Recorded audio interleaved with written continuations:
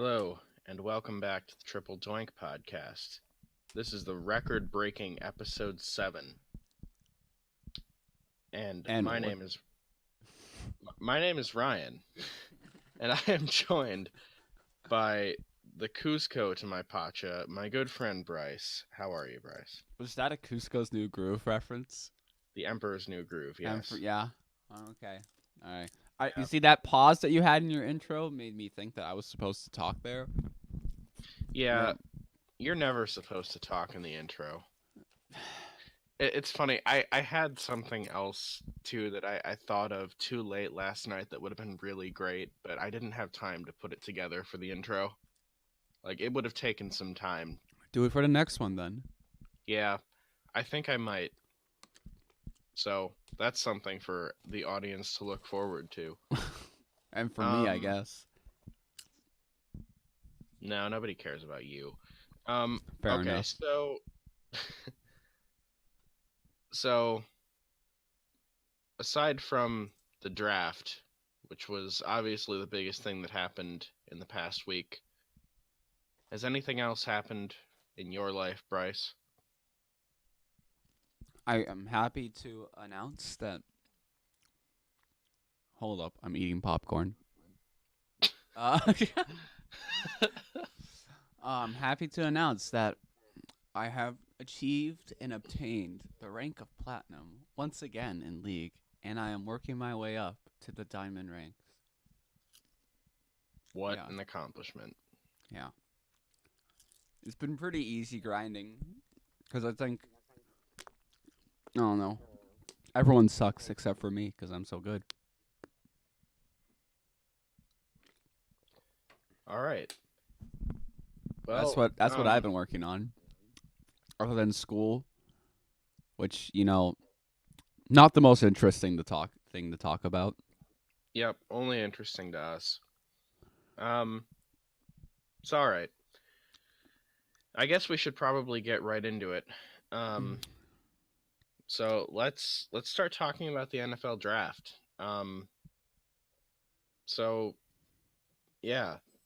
Um, now I think you had said you want to highlight each team and kind of go Yeah. through their picks, and we can certainly do that. Um, but before we get into that, I kind of want to just talk about the first round, at least the top of the first round, because I actually watched the first round, and I have the last few years. I didn't get to watch any of the rest of it, which sucks. Um, but it was kind of interesting with the way everything fell because with most drafts, you at least have some idea of what the first couple picks are going to be. Like last year, for example, we knew the Browns were going to take a quarterback. We didn't know it was going to be Baker, but we knew it would be a quarterback, and then we knew that the Giants were going to take Saquon number 2, and the Jets were going to take a quarterback in number 3, and so on. And we were pretty certain about all of that. This year, I had absolutely no idea what any of the teams in the top 5 or 10 would do Really? at all. Yeah, I I thought that mean, Kyler Murray, Nick Bosa, Quentin Williams was like 80% guaranteed. I wouldn't have agreed with Kyler Murray, and I still don't. I think it's the well, right thing to do, but it's not the thing you do if you're trying. It's not a draft philosophy that I like going with, where you draft use one of your top 10 draft picks, right, for a quarterback 1 year, and then the next year use your number one overall for a quarterback. I don't like yeah, it's the trend. certainly a controversy, but But I thought you know everyone that. knew that was going to happen. And then the Raiders started drafting literally only for like personality and like leadership instead of actual skill in the field. We can talk about that in a second, but the the Cardinals did a good job, I thought, their front office of keeping everyone in the dark. Like the They got okay. That's there I was there was still okay. The insiders, the Rappaports and Schefters of the world were going like, yeah, it's probably going to be Kyler Murray. Like all the way right up until the the Cardinals went on the clock, it was like, yeah, we're 90% sure it's Kyler Murray, but they could do something else. Like I mean, You know, I that's was that's still every year. You can only really be 90% sure. well. I guess the thing is that like in past years, like I mentioned last year, like we knew the Browns were going to stay at number one, and we knew that they were going to take a quarterback.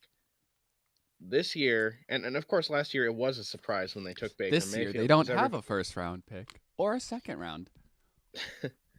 yeah, but like everybody expected the Browns to pick Darnold, so it was a surprise. But this year it was like I wouldn't have been shocked if the Cardinals had taken Nick Bosa, or if they had traded out of the number one pick at the last minute. Like those things were still in play, and that hasn't really been the case in the last few years. I wouldn't have said that. No, I don't think they would have traded. There's no situation where they would have traded out. I think I what they think did if bad, I think what they did terribly was the Josh Rosen situation where they didn't trade him early and he was given to Miami for dirt cheap. He's a franchise quarterback and they only yeah, used like a second and third round pick well, and that's it. yeah, and they actually got back more for him than the experts were predicting they would get for him. And that's saying something because well, I mean, okay, the experts have no idea how valuable a quarterback is. I've Yeah. noticed this that like every single insider doesn't understand that getting a franchise quarterback means you're kind of set for the next decade. Mm-hmm. And if Josh Rosen is only worth a second and third round pick for you, Jesus Christ. What do you this is why you're an insider and not an actual like football manager. Well, I mean, for the Cardinals, like I agree It's with you in a stupid. way. I don't like the move of spending your first round picks on quarterbacks 2 years in a row. I mean, I don't think anybody ever wants to do that. But if But you really like a guy, you better get him. yeah, I mean, it's like they they tried their rebuild last year. They brought in a new quarterback, new head coach, and they it couldn't have gone worse for the Cardinals last year, really. And now they're bringing in a new head coach who doesn't necessarily like how Josh Rosen fits into his offense that he wants to run. So they go and get a quarterback that can run that offense, and And also, I don't know if you know this, Cliff Kingsbury, when Kyler Murray was going into high school, he wanted to draft him when he was on a high school yeah, team, and he wouldn't let him. College, he did the same thing. Same thing happened. So he's always been chasing Kyler Murray. yep, yeah, I knew And that. one more thing, just to mention it, because I don't think it's talked about enough. Oklahoma has had a monumentous 2 seasons. Oh yeah, I know. 2 Heisman winners being drafted number 1 overall. 2 years in a row. I mean, yeah, that's pretty That is incredible. that's a feat that should be talked about more than Daniel fucking Jones, which I think we should be getting to soon. We'll get to him soon. So yeah, I mean, I definitely understand why the Cardinals did what they did. Um, was it the right decision? I mean, if Murray turns out to be a star and they turn their franchise around, then yeah, it's the right decision. But we'll see. Um, so anyway, moving on from number one, uh, Nick Bosa was drafted number two, which we kind of expected. Yeah, Uh, I thought it was 100%, honestly, guaranteed. yeah, well, I guess the only way that wasn't going to happen is if the Cardinals took him, but Yeah. or somebody traded up for the number one pick and took him ahead of the Niners. I But don't think anyone would trade for a defensive player that it high. happens. It It happens happens. rarely, and it happens to players like, you know, they're like Khalil Max. And Nick Bosa might be that good, but I don't think he's physically gifted enough. I think he's Well, just all mechanics. we'll get to this later, but I think it definitely makes the 49ers a better team. Oh, yeah, Um, for sure. For sure. so Quinnen Williams to the Jets then. And it was interesting that, there was so much talk about the Jets looking to trade down from 3, the Lions looking to trade down from 8. There were rumors even that the Jaguars or the Buccaneers were looking to trade down, and none of that ended up happening. There was barely any trade. There was no trading in the first round, really. There was no Except for trading. the late. There was no trades until pick 10, which we'll get to. But yeah, Quinn Williams to the Jets. I mean, good draft pick. They need, they improved the depth on that defensive line, which looks scary now. That looks like good defense. The Jets look like they're gonna actually. They're not gonna beat the Patriots like we've predicted. We haven't predicted them to win the division. We have predicted them to do really well next year, and I think that they're a sleeper and we've already predicted them. We've always been really high on them, and they just keep getting better by the day. They are the most improved team from this year from last year. Yeah, they could very well be. Of course, well, to be fair, we have the 49ers going 14-2. We don't want. Let's not talk about. Let's not talk about that. Let's not.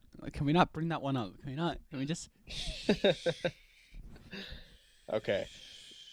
So, then the Raiders start picking at number 4, and I mean, nobody expected them to go the way they went. But it's all culture. It's all culture. Every single first round pick, Josh Jacobs, you got Jonathan Abram, you got Clelin Ferrell. Dude, I'm bad with names. Clelin Ferrell, yeah. Yeah, they're all culturally dominant guys. That's all they're building for. Yeah, which, I mean, they need that, but at the same time, it's like, I've just never liked John Gruden, and I mean, we'll see if these picks work out for him, but I've never liked John Gruden, so as a Gruden hater, I kind of hope that they all fail horribly, and the Raiders just stay bad until they fire him. But anyway, moving on from the Raiders, the Buccaneers picked at 5. They took Devin White, linebacker. Yeah, the Buccaneers. I don't care. Yeah, it's like a lot of pass rushers early in this draft. It was a very defense-heavy draft. This draft had a lot of defensive talent. Yeah, and I mean we saw that early. I mean, 4 of the top 5, it was Kyler Murray, and then 4 defensive players, 3 linemen, and then Devin White. So, yeah, the Buccaneers, like you said, we don't really care about that much because we're moving on to the interesting pick, number 6. The Giants took Daniel Jones. And I don't know about you, but I like this pick. Yeah? I go ahead and like explain it. Why. Now, do I believe Daniel Jones is better than, say... Dwayne Haskins? No. I don't think he's better. But it wasn't that far off. He was definitely the 3rd best quarterback in the draft, in my opinion. And going for the 3rd best instead of the 2nd best, that's, if you really like a guy, and he probably could have been around later in the draft in their next pick. But you got to look at the teams that would have had a pick before that. All right? Look at these teams. The Bengals, the Dolphins, the Redskins, all these teams, Panthers, all these teams had picks before their next pick. Mm-hmm. And the likelihood that Daniel Jones would have been up. I don't think so. If you really like a guy, you go for him. And Daniel Jones had a terrible fucking team in college. Duke had 3 people go into the combine.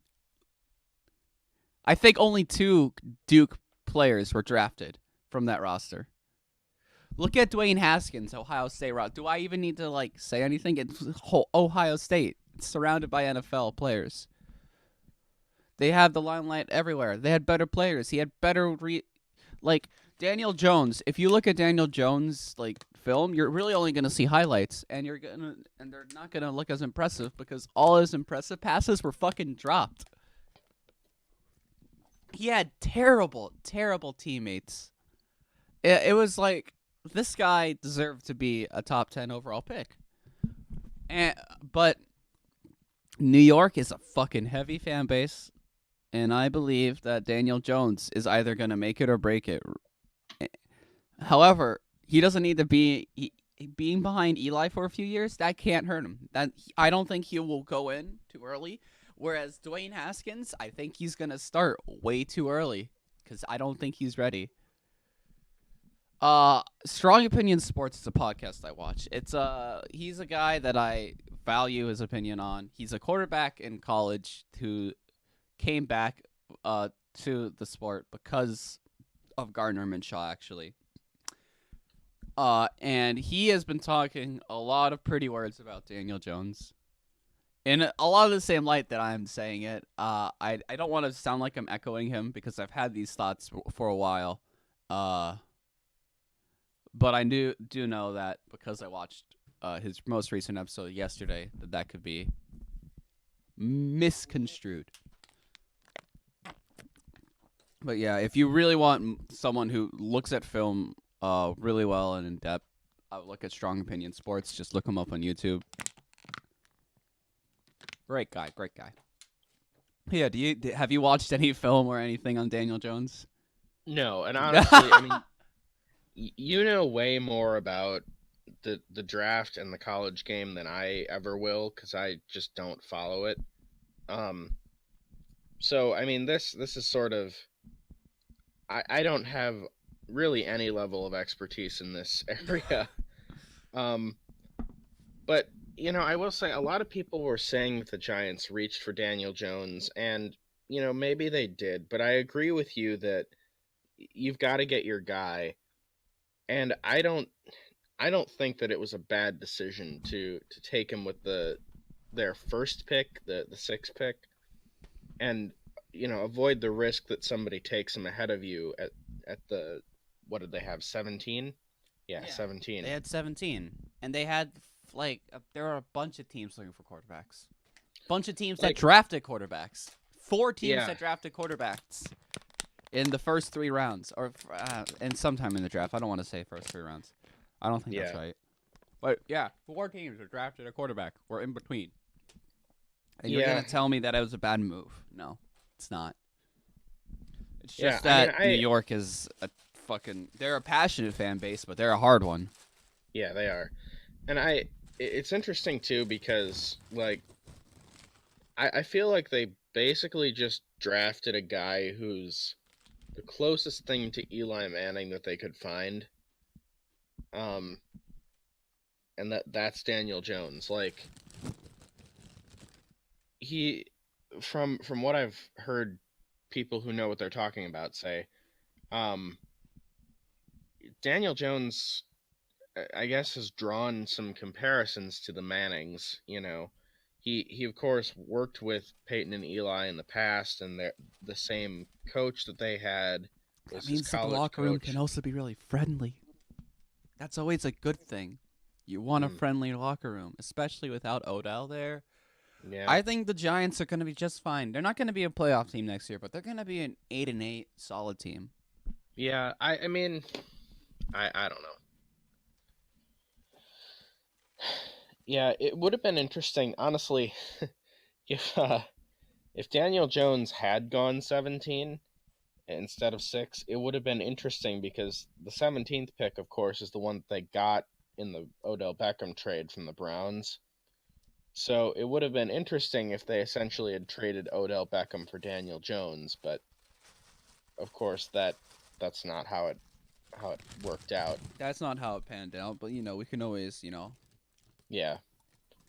But anyway, we can move on from the Giants for now. I'm sure we'll talk more about them later. So moving on to pick number 7, the Jaguars took Josh Allen. Another Not the time for me to quarterback, talk. Oh yeah, yeah, the not the quarterback, quarterback Josh Allen, but the the defensive the player. edge rusher, one of the, I think the second best defensive player in the draft. Oh my god, Yeah, I love this pick. behind Nick Bosa, Oh I'm my, assuming. no, Quinton Williams. Oh, really? Okay. Mm-mm. Quinton Williams is by far the best player in the draft. Okay. Undeniably, he is so good. Like, just if you like take the time to just watch like 30 minutes of Quinton Williams tape, he is disgusting. You'll see so many fucking. There are so many. I'm trying not to be vulgar, but when you watch him like put at center and then put him 10 feet back and then tackle two guys at once, like that's just that doesn't happen. That was against like Ohio State, I think. I did the Alabama play Ohio State. I can't remember what team it was, but I remember it was a ranked game that you see this, and he does this consistently. Josh Allen is just—it's not as good as Quentin Williams, but goddamn, in Jacksonville, we're getting an edge rusher. And oh boy, I'm so happy. You're gonna have. I mean, think about it. Calais Campbell, he's not gonna last forever. You know, he's probably on his last leg, honestly. I think he's in the league. He's been in the league for 10 plus seasons now, right? A long time, yeah. Yeah. I don't know how long. He's playing in one of the most physically intensive positions. Josh Allen's a fantastic pick. It's undeniably a fantastic pick. Just like they drafted a bunch. Like I really liked Jacksonville's draft this year. I wish they would have gotten like just a single big ass body. Like the receiver the Eagles drafted, I would have loved to have him on Jacksonville. But I mean, we upgraded our offensive line, which is fine, and we got defensive threats. And I'm like, at the end of the day, Josh Allen. It seems like 2 years ago when the Jaguars were good last, they had a really dominant defensive front, and last year they didn't. Teams were able to. I think they did. It's just there was a lot of cohesion problems, and they were an emotional bunch. Which once they started losing, they didn't play at 100%. You see, all that's true too. But adding another edge rusher to the mix is a good move for them.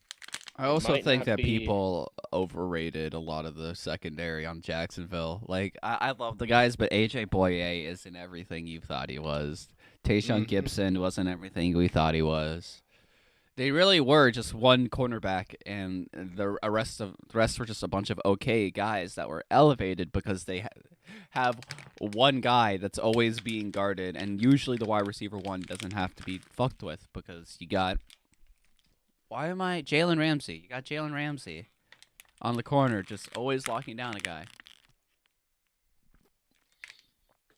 All right. Well, moving on, I guess, if you don't have anything else to say about the Jaguars.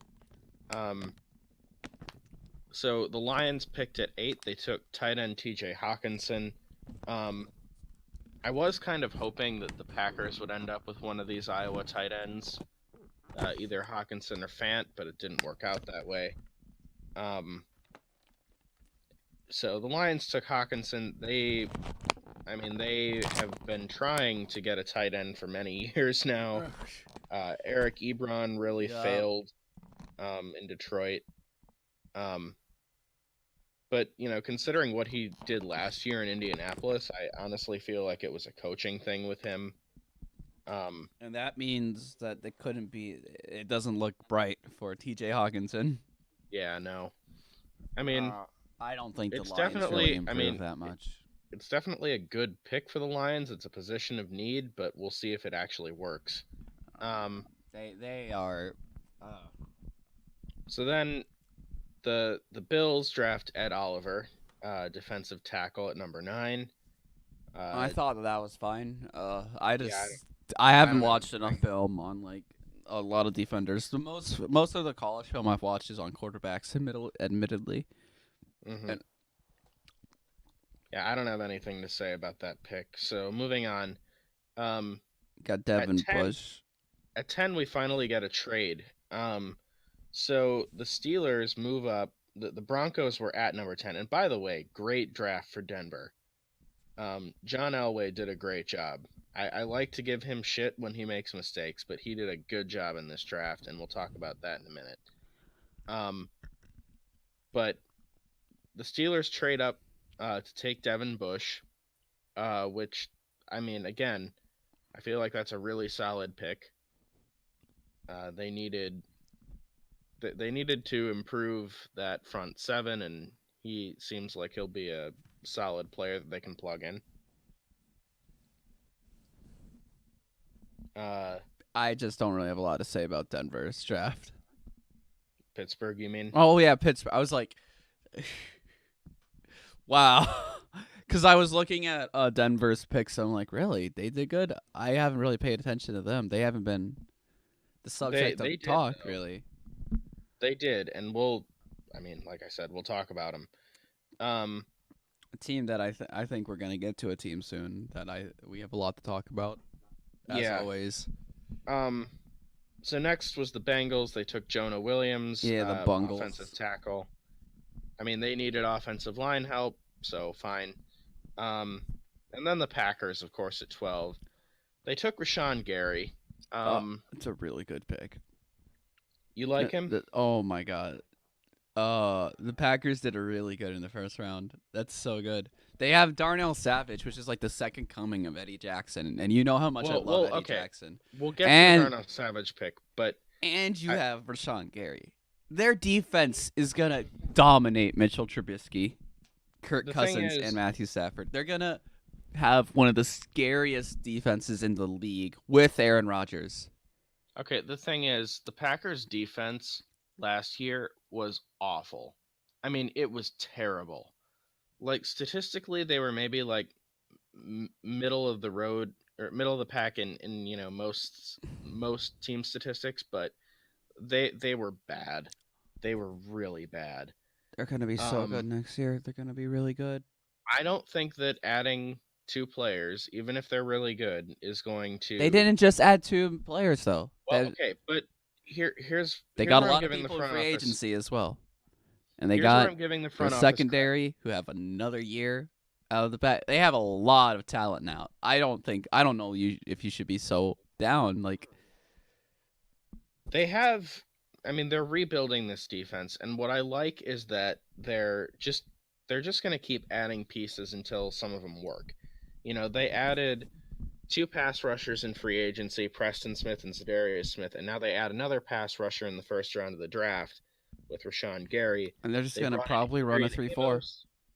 They brought in Adrian Amos as a safety, and then they go and draft a safety in the first round, Darnell Savage. So, you know, it's Tremont Williams doesn't have to start anymore. Hey. right. Yeah, thank God. So I mean, they're just going to bring in as many upside players as they can and just hope that some of them work out and they can put together a good defense. But you know, I'll believe it when I see it because last year I mean, we honestly had three good players on defense and that was it. We had Mike Daniels, Jair Alexander, and Kyler Fackrell, and the rest of our defense sucked. It was awful. Uh, So I don't. Kevin King was really good.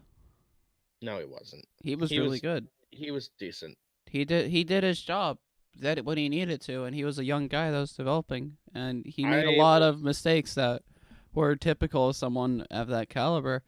And then you I had was what? more. Who was the other guy? Who was the other guy? The really nice, really guy in the secondary that was really good. I was more impressed with Josh Jackson than I was with Kevin King. There's the He was other. the No, there's the other guy. Who is he? Jair Alexander who I Yeah. mentioned.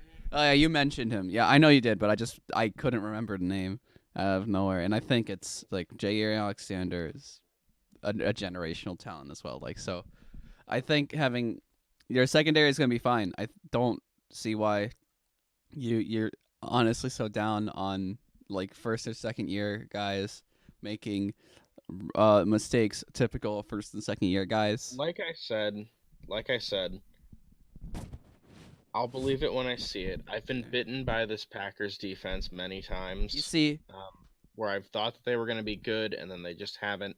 But to be fair, that was Dom Capers. This is Mike Pettin. Let's see what Mike Pettin can do with this defense. um, here, what I will say, I've noticed this. You're not impressed with any of those guys, right? But you're willing to give the wide receiver core another shot. But you're already like it seems like you're already out the door with your secondary. No, absolutely not. I'm not. All The right, you're cornerback really position. making it. Yeah, The cornerback position looks like it's solid. I mean, like I've said before, I love Jair it's top Alexander. 10 cornerbacks, got a top 10 secondary. Well, I don't know. Like I said again, we haven't seen Adrian Amos and Darnell Savage on the field yet for the Packers, so we don't know how good they're going to be.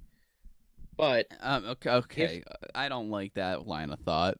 We okay, have but film on them. We know how they fit into schemes.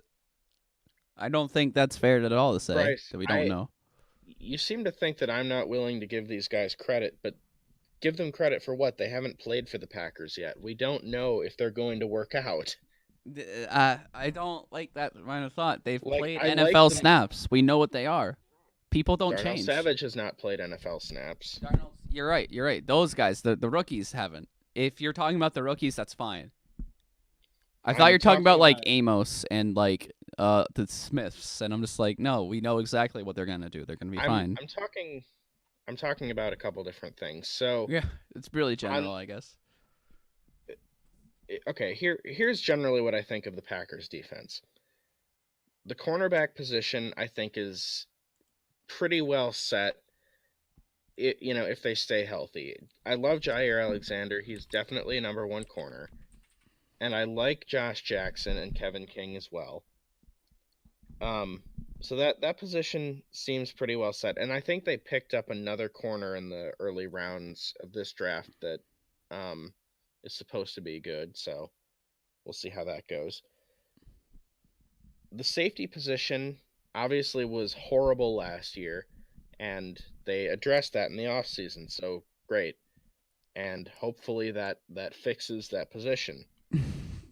If it does, if if Alexander, Jackson, King, Savage, and Amos are all what we hope they are this coming year, then the secondary will be great. So, moving on to the defensive front. Linebacker position. We have Kyler Fackrell, who's a proven guy, who I love. And we brought in the Smiths, Preston and Zadarius Smith. Hopefully they can continue what they did last year. And then we brought in Rashawn Gary. We already have Mike Daniels. We have some pieces now. Let's You see got. how they all fit together. That's what I'm saying. I think you should be. I think you should be more set in stone. I like being the type of person. It's like, no, this is gonna happen 100%. Because if it doesn't happen, you get shit on a lot. But when it does happen, you get to talk the maddest shit. Because you're like, I am a prophet. I am a god. And I like having, like, solidified opinions of just being like, this is definitely going to happen. They're going to be good. I don't like this middle Okay. ground of just, yeah, we'll see. It's like, no shit, we'll see. No fucking Okay, shit. Skip Bayless. No. You can't say that. That's disgusting. Well, It's like either go big or go home, and like actually like commit to like point of view. I don't like to view it in black and white. Clearly, there's gray area, but like I'm just saying, it's kind of like, well, okay. the thing is, I'm not saying I'm saying I like what the Packers have done, but I'm not going to declare that it's a success until I see it be successful Well, on the yeah, field. I'm not saying it's a success. I'm saying that they're gonna be good. I'm saying they're gonna be And one of I'm the best defenses in the league. and I'm not positive that that's true. And I honestly, Well, one of the no, best you can't be defenses in the league, 100%. I still think is That's overly optimistic. The Bears and the Packers, that game will be one of the most like it's going to be a down in the trenches, close scoring battle, and that's going to be one of the best games. Should be fun. If you love defensive football, that's going to be one of the best games of the year. Should be fun. Um, while we're on Rashawn Gary, though, there have been, I mean, the main criticism of him is that he didn't have the production in college to match his talent level, um, which I don't know if that's anything to really be concerned about. Um, we'll see what he whatever. does. Obviously, the Packers liked him enough to draft him at 12. Um, the the experts, a lot of them are saying that the Packers reached for him, but I'm fine with it. If I'll give this front office a chance to prove themselves. Could be that they whiffed on this pick, could be that it's a great pick, and we'll just have to wait and find out. So I'm ready to move on. Yeah, I'm ready. Yeah. Okay, so at 13, the Dolphins, who we thought might take Dwayne Haskins. Instead, took Josh Rosen at number 13. Right. Well, that trade didn't happen until the next day, though. I know. I'm just But yeah, they took Christian Wilkins, defensive tackle, one of the 3 Clemson linemen to go in the first round. So I mean that seems like a solid pick for them. I mean they have one of those rosters that just needs help everywhere. So like anyone is good at this point. just take the best player available and you can't go wrong. Um, so I feel like they did that. The Falcons took this guy whose name is getting cut off by the graphic. Christopher Lindstrom. Christopher Lindstrom, the guard. They had a Boston very College. beat up offensive line last year, so it makes a lot of sense that they would want. Matt Ryan got sacked way too many times last year. They needed to get some offensive linemen. Good pick for them. They needed to address this position badly. They needed to address the offensive line. And then at 15, Dwayne Haskins just falls into Washington's lap. And it was crazy that, these picks that everybody was talking about, saying the Jets might trade down, the Lions might trade down, etc. A lot of them were connected to Washington trading up for Dwayne Haskins, but Washington just sat back and Dwayne Haskins fell to them. I mean, it makes sense in hindsight, but yeah, it when it was happening, you're just like, this is happening. Wow. Wait. Yeah, I know. It's all because of Daniel Jones falling so early that late, and everyone else just kind of went, nah, I haven't really. I don't think a lot of teams expected Dwayne Haskins to be up that late. Yeah, it was definitely a surprise. I don't think Dwayne Haskins is a good fit in Washington because I think Washington is not in a position to let a guy like him develop, and they're not going to let him develop. He's going to be put in too early, and he's going to just. He's probably going to be in and out of the league too fast. I think he's a great player, but he needs coaching to really fix a lot of the problems that he has. Yeah, because he's He's more so in he's not a running quarterback. He can't run, which is rare given. What if you were just to look at Dwayne Haskins physically, you'd be like, oh, he's a runner, right? No, he throws the ball. Come on, Bryce. No. It's a fact that is something that is proportionally likely given the physical appearance of this man. Yes. And to make it case in point, everyone else in this draft with these physical appearances have running characteristics. Kyler Murray. And then you got Daniel Jones, who does not. Very sit back, laid back, Manny comparisons. All I'm saying.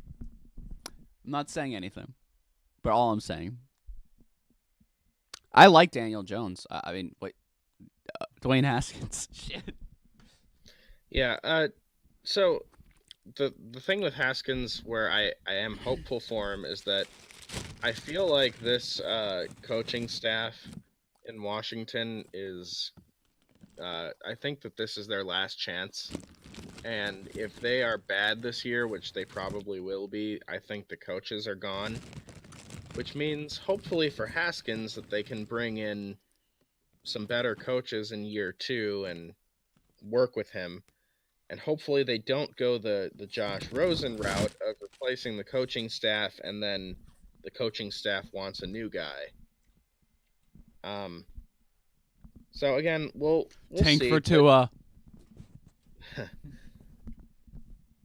we'll see what happens with Haskins. But I mean, it's definitely Washington needed a quarterback, and they got the guy to just fall to them. So I feel like this was a no-brainer pick for them. Yeah. Um, so moving on, the Panthers at 16. We're now halfway through the first round. Took Brian Burns, edge rusher. Um, so great. They needed some pass rushing help because their defense was bad last year. Um, I think we brought this up on the last podcast, but I said, can you name any player on that defense besides Luke Kuechly, and you couldn't. Brian Burns. Now they have Brian Burns. uh, so Fantastic alliteration in the name. Can we give him props for that? Can we give the parents props? yeah, I had this Brian idea. Burns, the defender, the guard or whatever. Like that's gonna be said. Yeah, That's gonna and everyone's gonna look at him and say you're fired. um, I had this idea also a few years back of putting together an all first names team where All first. where Everyone has the same name. no where nobody has a last name. So it's all players like Tom Brady or you know, the, their last name is also a first name. You know what I'm saying? I see. So like Matt Ryan could be on the team, Tom Brady could, Aaron Rodgers could not, that sort of thing. Yeah, Ben Roethlisberger could. Nope. I had a bunch of rules set for it too that like could determine whether a player is eligible. So like pronunciation is allowed for, so if it's spelled differently but pronounced the same, it's allowed. So like Tyrann Mathieu could be on the team even though it's spelled weird. But anyway, I was going to say Rashawn Gary is now definitely on the all first names team, as is Jair Alexander. So anyway, none of that really matters. So at 17, the Giants took somebody who could be on the all first names team, Dexter Lawrence. Um, the other Clemson lineman.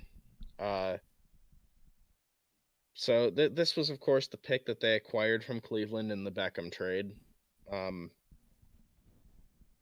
So yeah, they needed a pass or a guy on that line. A guy on that line.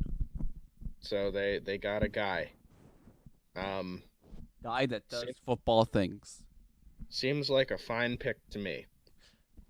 Offensive line. Man, we know all about that. Well, okay, but he's a defensive line player. Talking about Dexter Lawrence or Garrett Bradbury. I was still talking about Dexter Lawrence, but because we already Garrett Bradbury went next to the Vikings. They needed an offensive lineman and they got one. So great. Then the Titans took Jeffrey Simmons, the defensive tackle. So sure, great. I don't know anything about any of these players. The Broncos at 20 took Noah Fant, the other Iowa tight end. Yep. Who again I was hoping the Packers would end up with, but oh well. And you said they got Darnell Savage, which is arguably a better pick. Yeah, the Noah Fant pick, by the way, was the pick that the Broncos got from the Steelers trade. That was the Steelers spot initially. Yep. Um, and then the Packers traded up with Seattle because they were back at 29 or 30. I think Yeah. 30. And they traded up to get Darnell Savage, which I think is one of their best Yeah, picks. great, great move as far as I'm concerned. Everything I hear about Darnell Savage is that he's great. Um, so hopefully that translates. Uh, and we already talked about that enough, so we can move on. Uh, the Eagles at 22 took Andre Wazoo. Dillard. Um, the Eagles needed an offensive lineman to replace, I think, Lane Johnson when he retires soon. They're thinking. I don't know. Andre Dillard is good. I Yeah. watched him play more than any of these guys. So, yeah. And unfortunately for the Texans, the Eagles took Dillard one pick ahead of him. I'm sure they would have liked Dillard. Instead, they ended up with Titus Howard. Um, but the Texans, of course, have needed offensive line help for a couple years. Last year, Yep. Watson got killed back there, so The year before that, same. The year before that, he got injured. yeah. So they needed an offensive lineman. They took one, and then the Raiders pick again, and they take Josh Jacobs, which seems like a good pick to me, at least. Um, Clearly the best running back in this draft, which was not that deep at running back. Um, and they needed a running back because Marshawn Lynch is retiring again. So Yeah, again. again, And Josh Jacobs is like the only running back this draft that should have gone first round, and he did. yeah. Um, so I think we both like that pick. And then the Ravens, this is another pick that I really liked. The Ravens took Marquise Brown. Um, and they obviously needed a wide receiver. I think it's known at this point that Lamar Jackson needs to improve as a passer. Um, And yeah, I think and Marquise Brown getting more speed on that offense is not a bad thing. They're so yeah, fast. exactly. They needed they needed people to catch the ball, and he can do that. So yeah, and the first wide receiver off the board, by the way, all the way back at pick 25. Um, so yeah, in fact, other than the three quarterbacks that went earlier, the picks 24 and 25, Josh Jacobs and Marquise Brown, are the first two skill position players on offense to go. Yeah, other than tight ends. Oh, yeah, I forgot about the tight ends. You're right. It's weird that we had two tight ends taken before And the any same running from the backs or same wide team. receivers. From the Yeah, both same from team. Iowa. Both from Iowa. Um, so anyway, good pick for the Ravens. And then Washington trades up with the Colts to take Montez Sweat. What a fantastically bad name. Oh, by the way, I forgot to mention that the Eagles pick from earlier was actually a swap with the Ravens.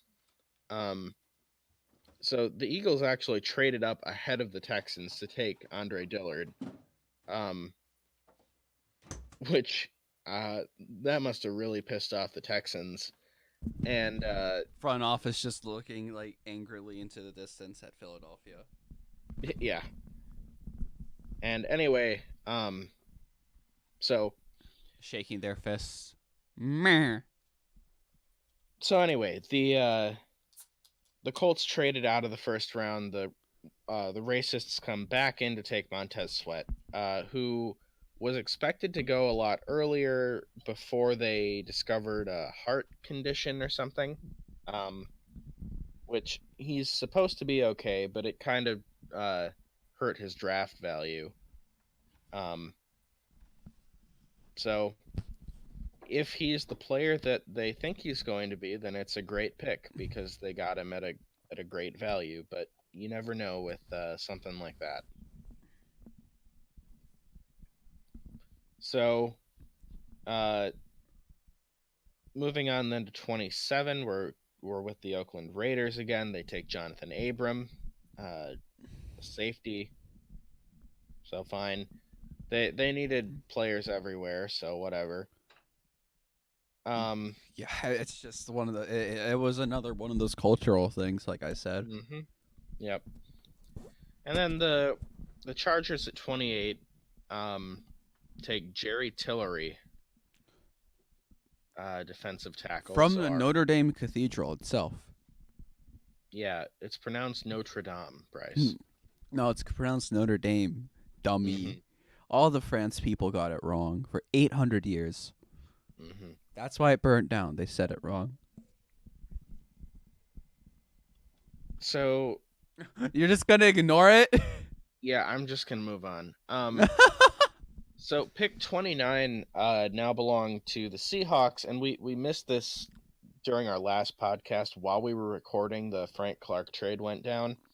Um, Seattle sent Frank Clark to the Chiefs, and in exchange, one of the things they got was this pick, number 29, um, which seems like a pretty steep price to pay for Frank Clark. Um, but anyway, the Seahawks drafted a defensive end, L.J. Collier, who they're hoping will be Frank Clark's replacement. So, all Yeah, right, good for them. yeah. Um, then the Giants take a corner. Is this the first corner off the board, or was there another one? I No, think he's first I because think no one wants. You don't want to DeAndre Baker is draft. the first corner off the board.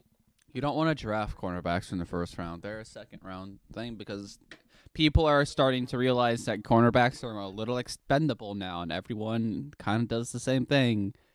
And a great cornerback will not give you as much of a percent difference as say like a safety or a Hmm. linebacker. Like other positions are more valuable because like there's so many cornerbacks now, so many. They all kind of do Um, the same thing. and this pick, by the way, was originally the Saints pick that they traded to the Packers last year. Then the Packers traded up with the Seahawks this year, and then Seattle traded the pick to the Giants. So the Giants are the fourth team to hold pick number 30, Yeah. and they used it on DeAndre Baker. Um, Don't you mean fifth team? no, four. It went New Orleans, Green Bay, Seattle, Giants. Oh yeah, yeah. Um, of course, technically, New Orleans never had the pick because they traded it before the season started last year to the Packers. But Like anyway. you'll see in the second round there are like 5 or 6 different cornerbacks taken, Hmm. and then there's a lot of wide receivers as well. That's just usually when they go. Yep. So then the Falcons traded up to the Rams spot at 31 to take Caleb McGarry, another offensive lineman. Remember they had taken one with their pick earlier in the draft. Uh, so again, addressing a need that I mean they needed offensive linemen, so they got a couple. Yeah. Um, Again, And experts are kind of saying they may have reached going back into the first round for this guy, but whatever. I mean, they got their guy, so I'm not gonna fault them. Um, yeah, I don't think it's proper to say people have been reaching no, until like they've actually like played. Like for there's example, if there's no Kyler such Murray thing. like is a bust, then everyone's gonna say Arizona was reaching. Like, no, reaching doesn't exist in this. I don't think it I does, know and exactly. I don't think right that grouping every round one a pick into the same exact like weight class, is fair either. Hmm. And I hate that late round first round picks are treated more valuable than early round second picks, which are basically in this like taking the 30th overall pick as opposed to the 35th. What Yeah, you're in the same ballpark, whereas 30th and number 1 aren't, but they're treated the same way. I don't get it. yep. I agree with you completely. Reaching does not exist in the NFL draft. It exists in fantasy football, and that's it. Um,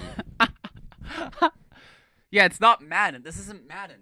Like, Yeah, you're not playing and against robots. You're playing against other people who know what they're doing. You can't just exploit them by the way, based on my some shitty article you read by SB Nation. I know you've only been in my fantasy league with me for 1 year, but I don't know Might if I've I, told I? you. I will remind you again. You have the shittiest fantasy football rules in the world. If we actually get people to watch this podcast and I get the chance to explain how shit your rules are, you're gonna get called the fuck out. All I'm saying. That's fine. Yeah. Um, You're just gonna take it. Damn I'm it. I'm prepared for that to happen. Because if it happens, then it means that people are listening. Um, but anyway, a few years ago, my friend Kellen, who's in our league, famously, and I say this in air quotes, accidentally drafted Tim Tebow with the second pick in the draft because he was looking to see if Tim Tebow was actually even still listed as a player, even though Tebow had been out Yeah. of the league for several years already. Yeah. And I think, to his credit, he kept Tim Tebow on his roster the whole season, so he committed. Yeah, because Um, a lot of the people in the league don't even like interact with it after a while. yeah, that is a fair criticism. It's just like But at Kellen least, goes like, AFK until like week 7, and then no, he makes one doesn't. trade. He actually sets his lineups. Um, but anyway, um, the final pick of the first round belonged to the Patriots, of course, the Super Bowl champions, and they drafted N'Keal Harry. I don't know if I'm saying his name right, but wide receiver, the second receiver drafted, and seems like a fine pick. And I love the. By the way, throughout the first round, I love the reaction shots every time the pick is announced because they show a group of fans from that team's fan base, and usually the reaction is like, "Well, I have no idea who that player is, but I'm gonna cheer," you know. What about And Daniel Jones? How was that? Wasn't that like there are a I lot? remember the reaction shot to that in particular because it was on this one particular Giants fan, and like the look on his face was just like shock for about 2 seconds, and then he just like exploded with excitement at the pick. So Because you're supposed to. You just have to. yeah, but like I mean, I feel like Like no one they were in New York actually likes the pick, and I don't think that's fair. no, I don't. I mean, yeah, I like the pick I do too. I honestly, think but Daniel Jones is a good pick. he's the quarterback that they liked and they got him, and that's what's important. But anyway, I think my favorite reaction shot was of when the Raiders took Cleveland Farrell at number 4. It was just a close up on this one Raiders fan, and he was like so excited, so hyped, and then they announced Cleveland Farrell, and he just kind of like his face just kind of fell, and he just turned around, like just turned away from the camera. And I that was really funny. Um, Cleveland Farrell, like what? because like again, it's like they were expecting the Raiders to probably take like Josh Allen, and instead they took this guy that they hadn't heard of. So um. So anyway, I want to see if we can get the live. I want to see a compilation of every first round pick. They're not gonna do it. Fuck that. Whatever. so anyway, uh, that's it for the first round. So do you want to go kind of team by team now? Yeah, just generalize them. Yeah, we can start with the Cardinals. Okay. Yeah. All right. I If you want actually, to. I do have that pulled up. And we're going in the superior order, alphabetical. Um, so beginning with That's how you Arizona. should pick your fantasy team, by the way. Whoever is first alphabetically. Yep. Um. So I guess I'm. Oh, never mind. I can't even think of a player whose name starts with A right now. Wow. Um. Andre Dillard. He's a lineman. Um. Anyway, so the Cardinals, after the Kyler Murray pick, they took Byron Murphy, cornerback, in the second round. This Andy Isabella guy, wide receiver. Zach Allen, defensive end. Hakeem Butler, Butler. wide receiver. They, Deontay Thompson, they really safety. wanted to give weapons to Kyler Murray. That was the big. They They thought, did draft. They drafted three wide receivers. I mean, dude, that's Arizona is gonna be running around. Like Kyler Murray is gonna be running around the field. Jesus Christ, because their linemen, their O line sucks. Like, yeah. Their O line was terrible ah, last year, and they took two offensive linemen in in this the sixth draft. and seventh round, that's not gonna do it. Not gonna do Yeah, it. Not it's cutting it. really, it's not going to do it. They might even make the roster. Uh, that honestly, like I said earlier, I like that they went and got a quarterback that they believed in, and I like that they got some weapons for him potentially. And this was a roster that was weak pretty much everywhere, so you can't really fault them for taking the best possible. But at the same time, they needed offensive line help badly, and I mean really badly. Their offensive line was atrocious last year. Maybe they're just gonna trust the Cliff Kingsbury scheme. Maybe That like they just think that his scheme like is gonna just fix all their woes, but we'll see. But I don't think that like that's stupid. That's just stupid. Stupid. Stupid. Stupid. Like because for stupid. contrast, you got the next A team, the Atlanta Falcons, who drafted 2 linemen in the first round. Yeah. Who then Um. transfer into defense with like Kalen Sheffield, the Ohio State cornerback, John Kaminsky, the defensive lineman. You got, and then they draft a running back in the 5th round from Pittsburgh. I'm not going to pronounce his name because, yeah. You got a cornerback and late round pick, another wide receiver. They got weapons possibly, and they just upgraded their defense after upgrading their line. That is perfect. Hello? Yeah. Hey, just a Yeah. second. No, you're good. I'll be reading off my Twitter feed. No, no. You don't have to. Uh. Actually, though, you got like way louder. So just give me a second. Oh, really? Did I? Yeah. Well, you did on my end, but I think it's because I accidentally unplugged my headset and then plugged it back in. So, Probably. also, again, I'm having problems with this Ethernet cable, so it's just not staying in. Um, Might want to but anyway, invest on a new one. well, yeah, I think it's just my computer. Actually, it's just like not the Maybe. right size. Um, anyway, so I will try to pronounce that running back's name if you don't want to. All right, here you go. Kadri, I think is his first Probably name. it's. I That's think it's Kadri. I was gonna say Kadri. I'm gonna go with Kadri Allison. I could be wrong. Uh, it could be that he just fails in the NFL and we'd never have to know the right answer.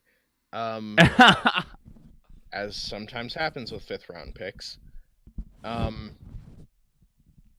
but yeah, I think the good draft I think for Atlanta. They first round. addressed I don't know. I can't really say they anything addressed their else. biggest need early. And that's what you. I Well, think it that's what. helps that Atlanta basically looked like a team that's like, if Matt Ryan has more than 2 seconds to throw the ball, they're pretty good. Yeah, I mean, yeah, exactly. They couldn't even run the ball because their line was so shit. Like, Yeah, honestly, I really think that was the only weakness on their team. They had so many injury issues. So obviously you could point to those positions, but if they get healthy again, and now they have their offensive line hopefully patched up, they'll be a good team again. And I mean, we talked about them last time. We have them going 13-3 for a reason. We think they're a pretty talented team. You're way higher on them than I am. But I think they're fine. I think they'll be a better team, mostly because their division won't be that good. Yeah. Okay, so moving on to Baltimore then. Yeah, Marquise Brown. You got an edge rusher in the third round. You got Boykin, Miles Boykin, the wide receiver out of Notre Dame. You got Justice Hill in the fourth round, the running back, Oklahoma State. You got Ben Powers, a guard from Oklahoma in the fourth round, and their last fourth round pick was a USC cornerback, Iman Marshall. You got fifth and sixth rounders. You got the Penn State quarterback there. He might make the final roster.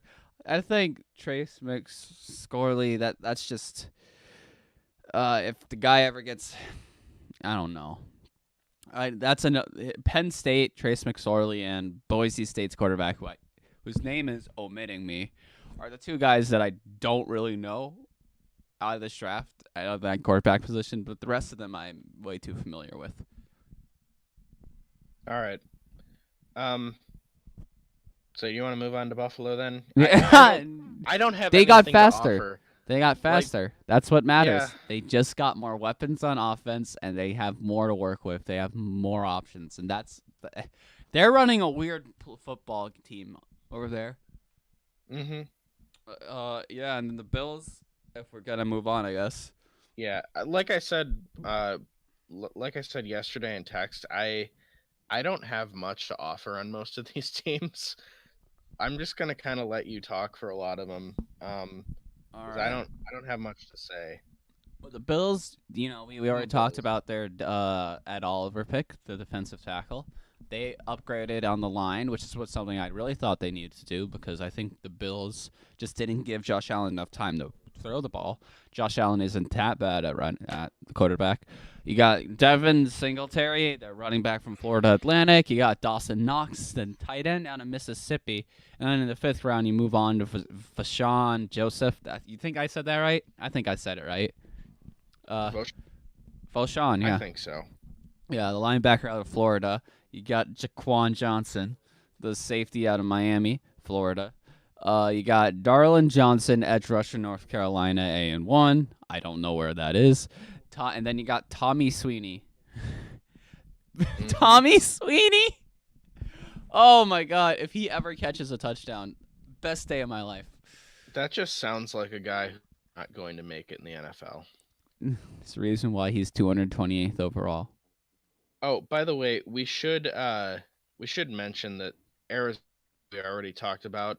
They had the last pick in the draft. Yeah, they had Mr. Irrelevant. Yep, they had Mr. Irrelevant, Caleb Wilson, tight end, UCLA. So, yeah.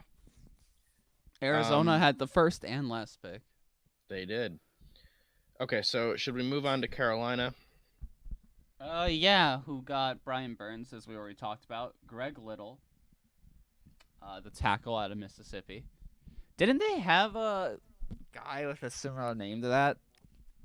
Yeah, I'm going to look that up right now because that sounds familiar. You got Will.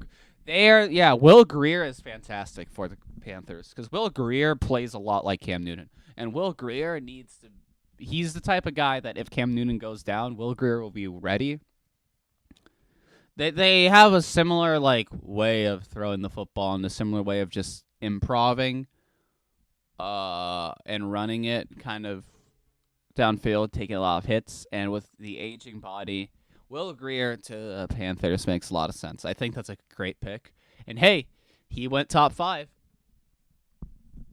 You got the edge rusher, Christian Miller from Alabama, Jordan Scarlett, running back Florida, Dennis DeLee, tackle from South Carolina, and Terry Goodwin, the wide receiver out of Georgia. I think the big wins are their early rounds. The first 3 picks were fine, and I think their last 4 are kind of irrelevant. Okay, so before I did have a thought on Will Greer, but before I do that, Greg Little was a wide receiver. I mean, still is. He's alive, but he's not playing football. Uh, Drafted in 2011 by the Cleveland Browns, played for 5 teams, and is currently a free agent. All right. So, what did you want to say about Will Greer? Yeah. So Will Will Greer. Um, the the Panthers have taken some criticism for the pick. And honestly, I don't see a problem with it. I kind of figure they just need like backup quarterback is an important position, and Especially on a team with Cam Newton, yeah, um, who might not Cam even Newton, start who is in the first game. hmm so I don't mind the pick, um, but a lot of people have criticized that, and whatever. Honestly, it's like again, they like the guy, they drafted him in the third round. Why not? Like it's I don't know. And he Will Greer fits what Cam Newton and that Panthers offense is trying to do, and he's going to be ready better than Dwayne Haskins would be in Washington. I think that's a good Honestly, pick. I have a problem in general with people criticizing like mid to late round pick because How like dare you waste a mid-round pick on a backup quarterback? Like what? They have Cam it's Newton. like He gets hurt like every game. the thing is the only people who have a right to criticize those picks are NFL scouts because they're the only people who know anything about those players. Like if the scouts from like I don't know the Bengals came out and were like, "Yeah, Will Greer was a horrible pick for the Panthers," I'd be like, "Well, okay, first of all, that's really weird, but secondly, okay, maybe I believe them because they actually probably evaluated the guy." But like anybody else who criticizes these picks, it's just not worth listening to them to me because who the hell knows? And like, who has a better idea of whether he's going to be a good player than the scouts for the Panthers who evaluated him? You know what I Yeah. mean? No, I get you. I get you. But I think that's Dunning Kruger a little bit. Well, okay. You know what I mean? Like saying that you have to be in that position. I think that if it's not that you have to be. Did you just unplug your headset again? Hello. We're gonna let him get situated here. Let's see. Hello. Okay, Yeah. yeah, I'm sorry. I missed like the last 15 Mm-hmm. seconds cuz Did my you headset? yeah, my headset I got a message that said your USB device has malfunctioned. Jesus. All right. So, but I think that it's not just scouts. Like, if you're gonna say that you have to just be in that position, no, you have to be doing what a scout would be doing. I Yeah, that's fair. because I mean, saying that an NFL scout just having the title alone, no, that doesn't say shit. Your title doesn't say shit. The work that you do, that says everything. So if you have if you're watching a guy who just talks about like scouting players and he doesn't actually have a scouting job, and he's probably is a valuable resource and an asset more so than a guy who just is a scout and just fakes it till he makes it. Hello? Yeah, all right. There you go. I thought you disconnected that again for a sec. I was scared. yeah, I'm Do you sorry. want to just go I'm over a few teams that we are interested in their drafts? Because there's a lot of teams that well, I like. The we can Bears, keep like they did, they didn't we really can keep draft. going team by team, and if we don't have anything to say, we'll just move on. Yeah, So the Bears, like I said. I don't think we have anything to say. They did take Riley Ridley, who's Calvin Ridley's brother. Um, so Not that Riley. They Caven, what? Caven Ridley, or Calvin Ridley. yeah. Yeah. His real name is Riley. Huh. Calvin Ridley is the Falcons' wide receiver, brother of Riley Ridley. Yes, but like Riley Ridley's real name is Caven, which is why I was confused. Oh, is it? Yeah.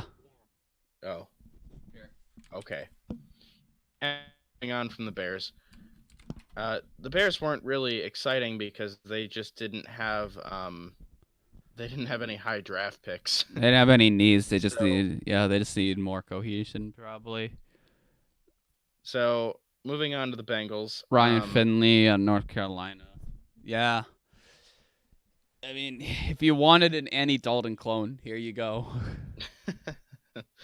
If you like I kind of genetically thought cloned Andy Dalton, you'd get Ryan Finley. I kind of thought that they might draft a quarterback higher, and they didn't. Um, Everyone did, but like when you think I- of the woes of the Bengals, is it Andy Dalton? Or is it the fact that their defense is nothing?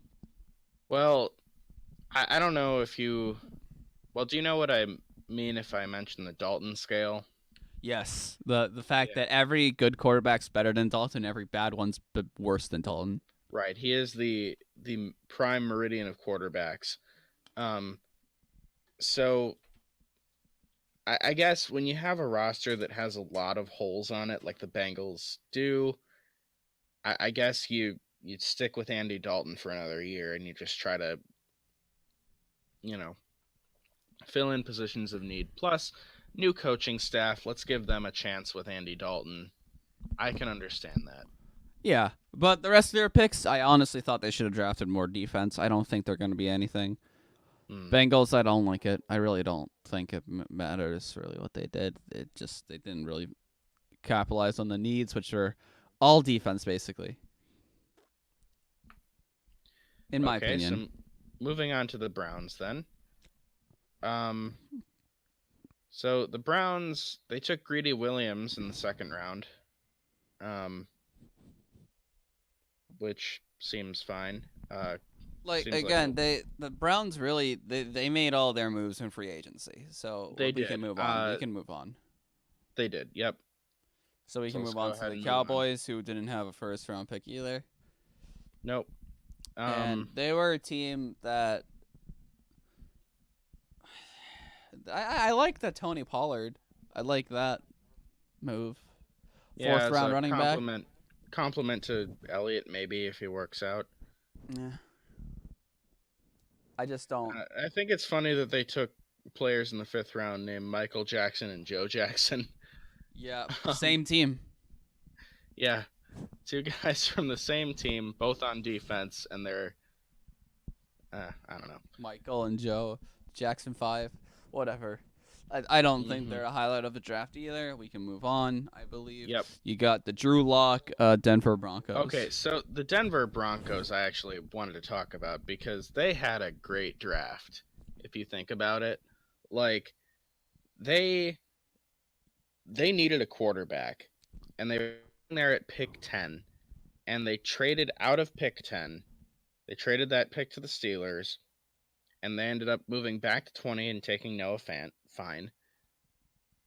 And then in the second round at pick 10, they finally take a quarterback, Drew Lock. And Yeah, he was a guy who was, I think a lot of people I had him predicted Drew projected. Lock going fourth. I had mine was Kyler Murray, then Dwayne Haskins, then Daniel Jones, Drew Lock, then Will Grier, and that was almost correct. Hmm. I think a lot of experts too had him projected ahead of Daniel Jones. No, yeah, I think that some of the experts had the order being Murray, Haskins, Lock, Jones.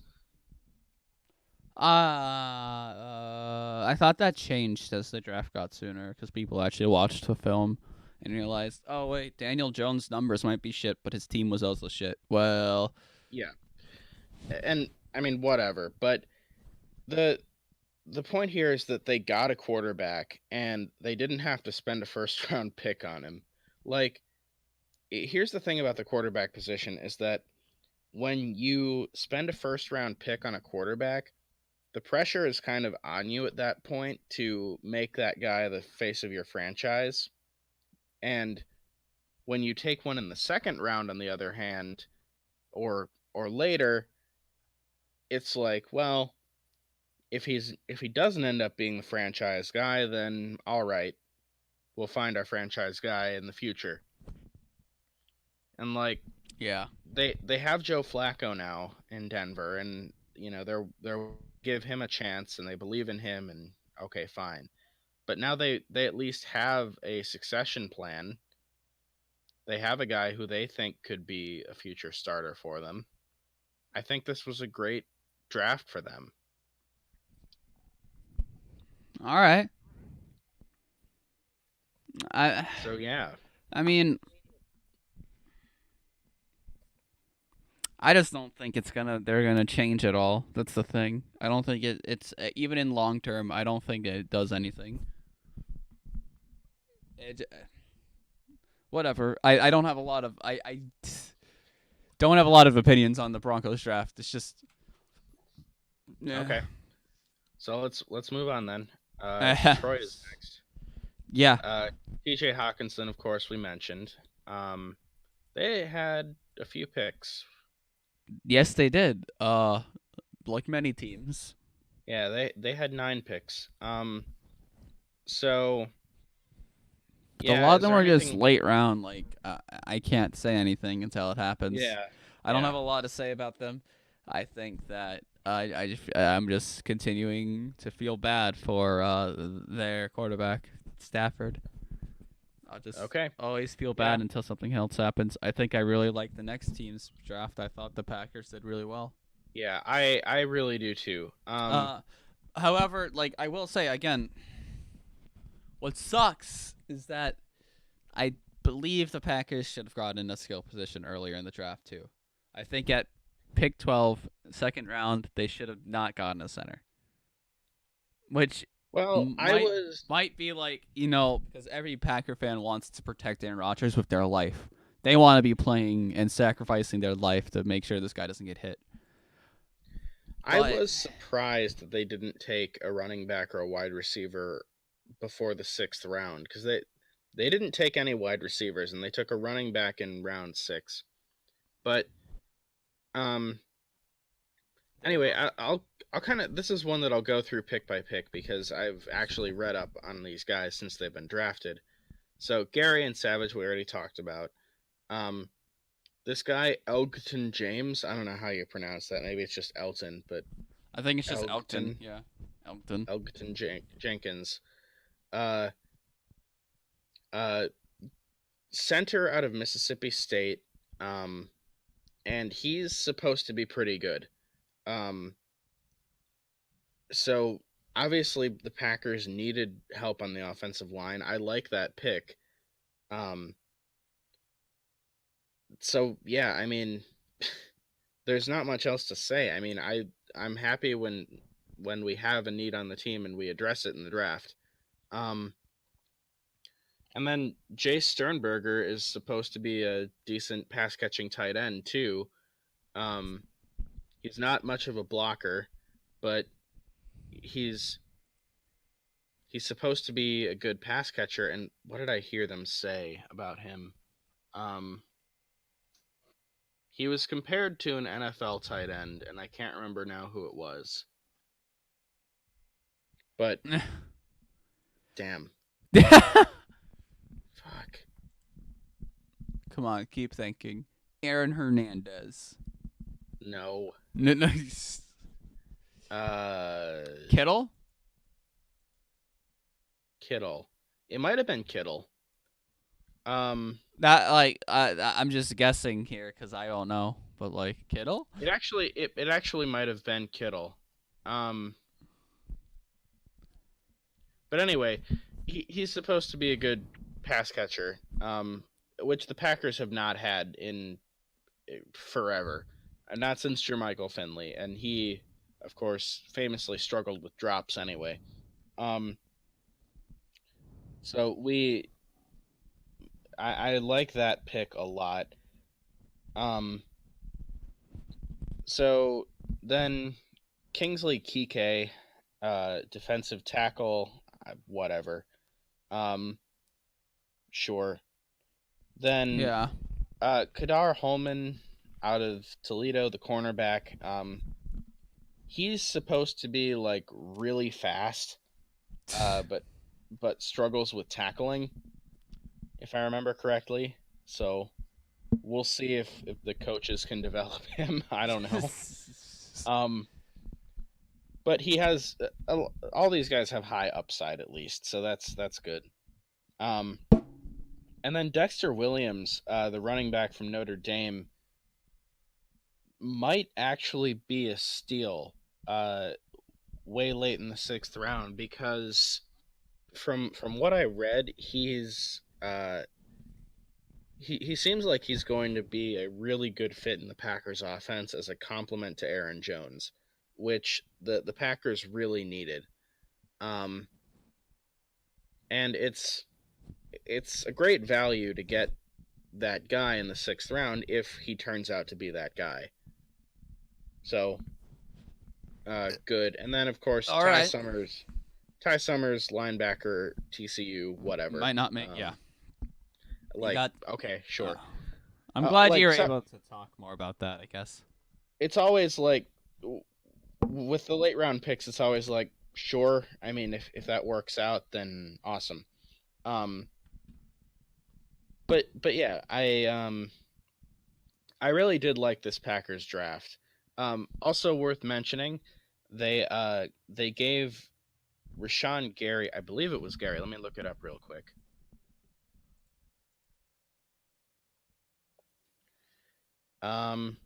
Yeah, they are apparently giving Rashawn Gary number 52, and they're giving Jay Sternberger number 87. And I'm Gary's taking Clay Matthews' jersey. Yeah, and Jay Sternberger is taking Jordy Nelson's. So I'm not. I don't know. Clay Matthews made a joke about it on Twitter, saying like the body's not even cold yet or something along those lines, which was funny. But yeah, I always felt like teams shouldn't do that. Yeah, I don't care. That's fine. So soon. Whatever. Like whatever. The Nelson one, I don't mind. The Matthews one, like, I don't know. But whatever. Yeah. Again, come on. Whatever. A number's a number. It's just a number on the jersey. Come on. So, any Packers fans who bought Clay Matthews jerseys over the years can now just like cross it out and write Gary, and they have a new jersey. So anyway, that's it for the Packers, for what I wanted to say about them anyway. So, if you want to move on to Houston, we can. Yeah. Do you have anything to say on the Packers first? No.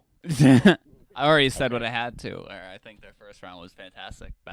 One of the best of the draft. Houston, I don't care. I don't care. I don't like this team, and I don't care. Yeah, they. Yeah, there's not much to say. I mean, they addressed the offensive line in the first round, and then with one of their second rounders. So I feel the same way about the Colts. I don't care. I don't care. I don't want them. Get them away. Get them away from me. I don't like them.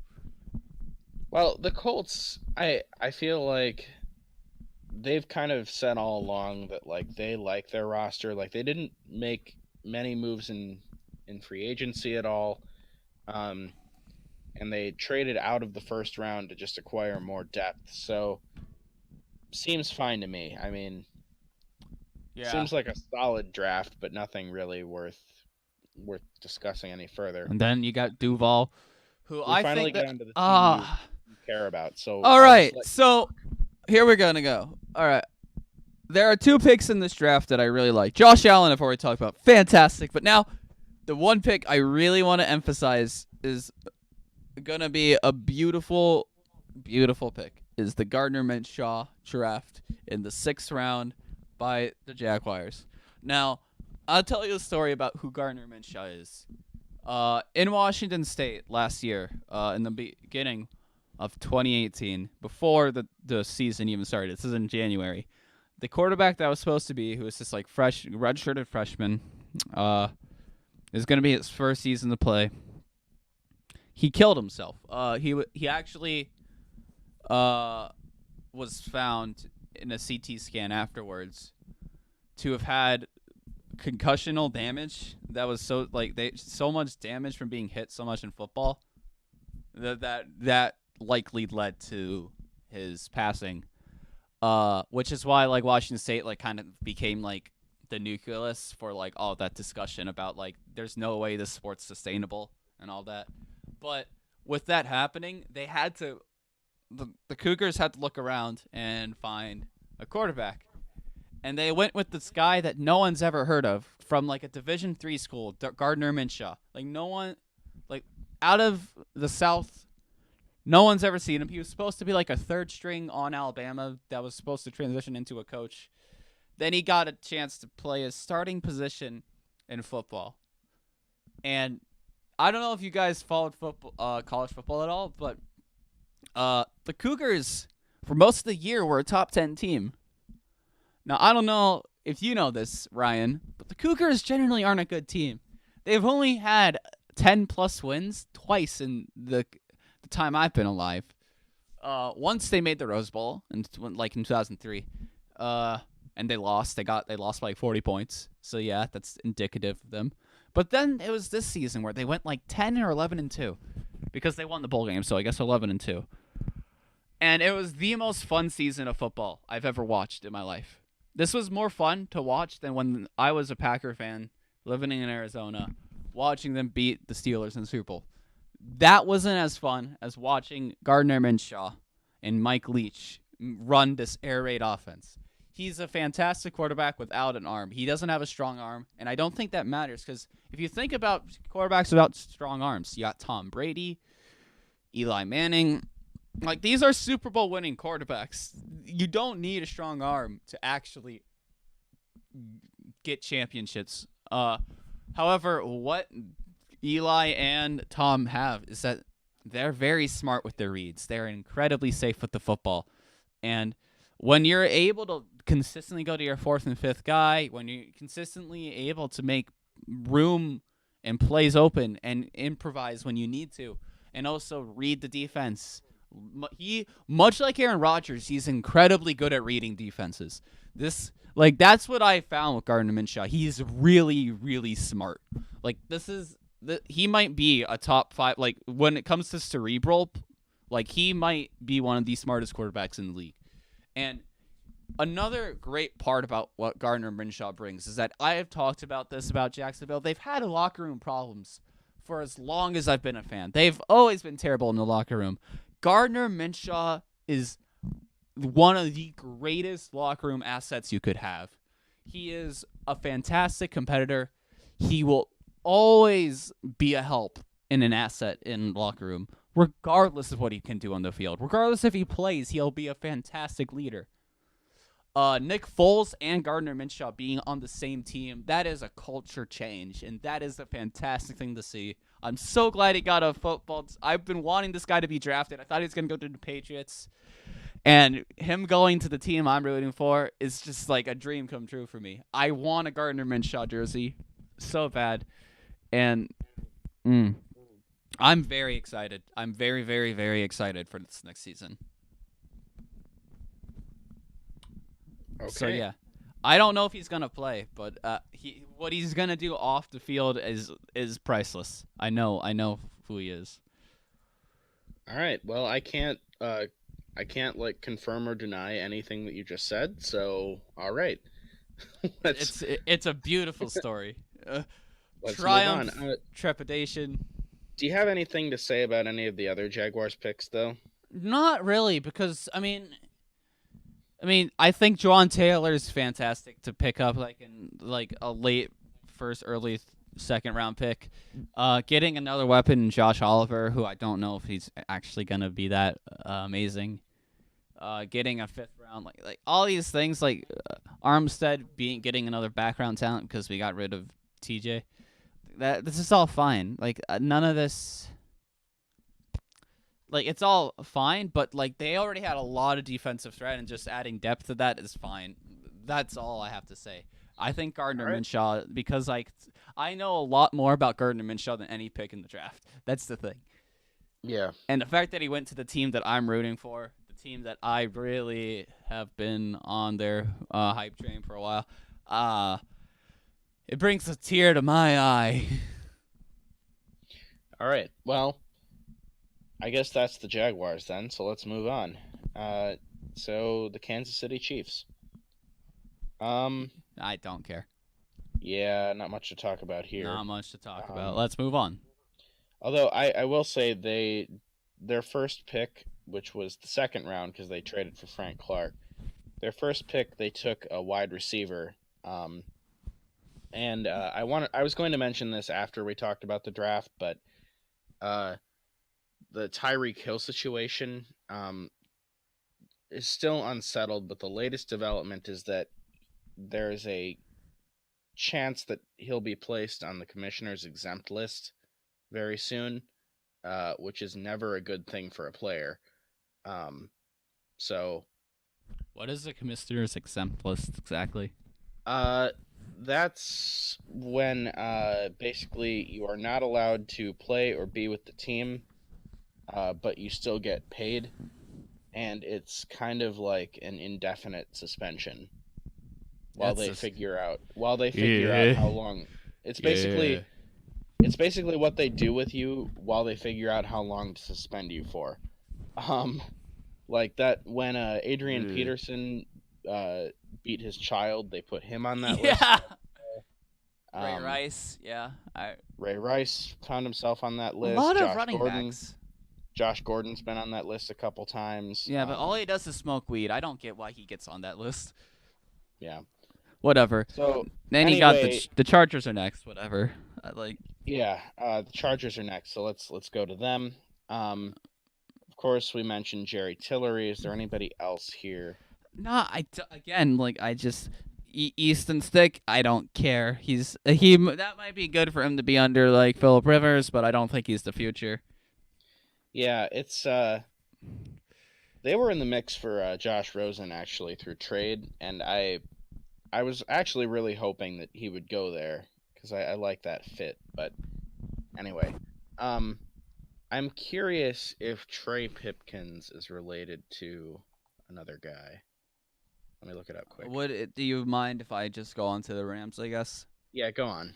That's fine. Now, the Rams drafting, I don't really care that much. Like they got a safety in the second round, third round they got a running back, which is what they needed. They get more backfield depth, and we found that. I think the 2018 season taught everyone that having depth in your backfield is always valuable. I think that's what everyone's starting to realize is that running backs kind of need to be rotated. You can't have just one guy, even if you have Todd Gurley. But yeah, I think the best draft pick that the Rams got this year was Blake Bortles. Anyway,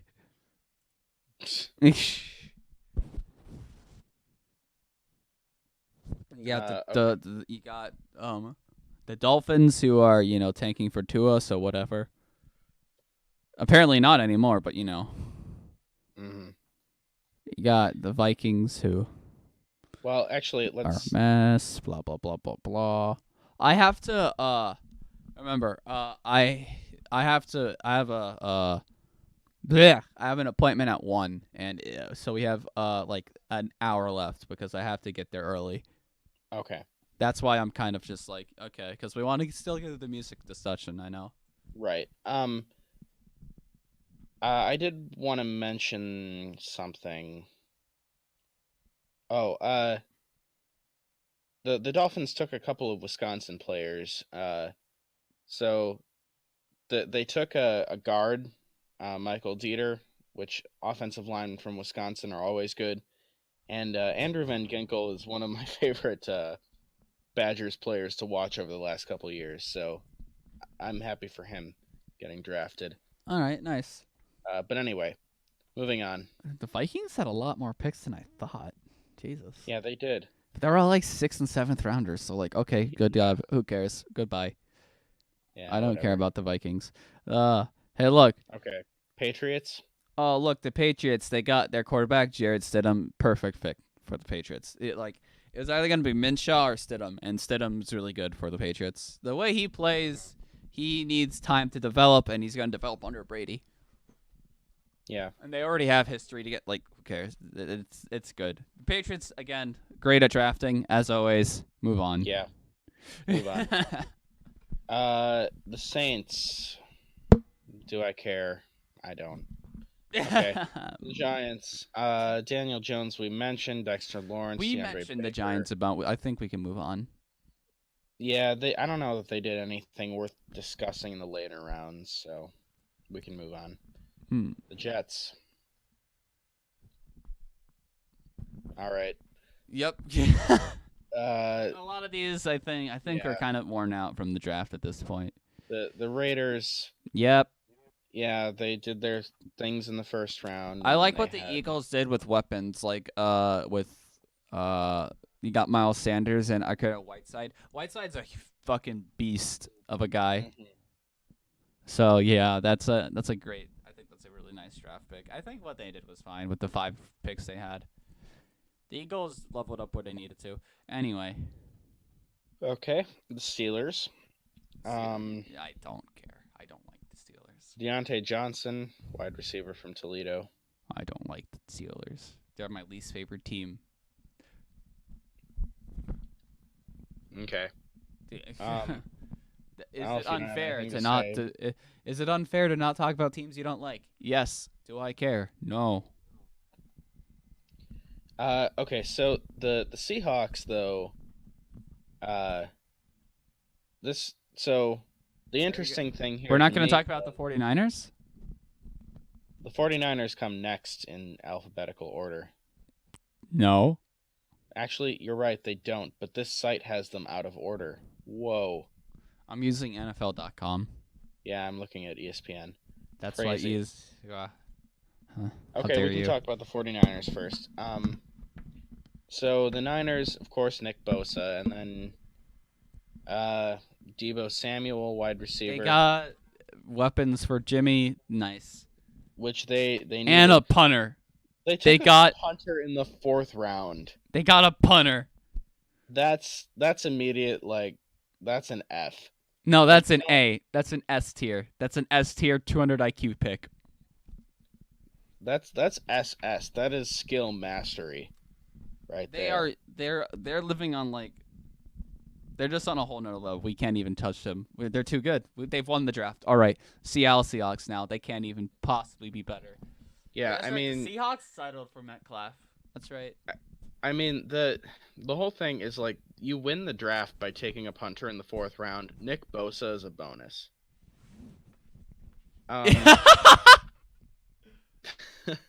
So anyway, the Seahawks, yeah.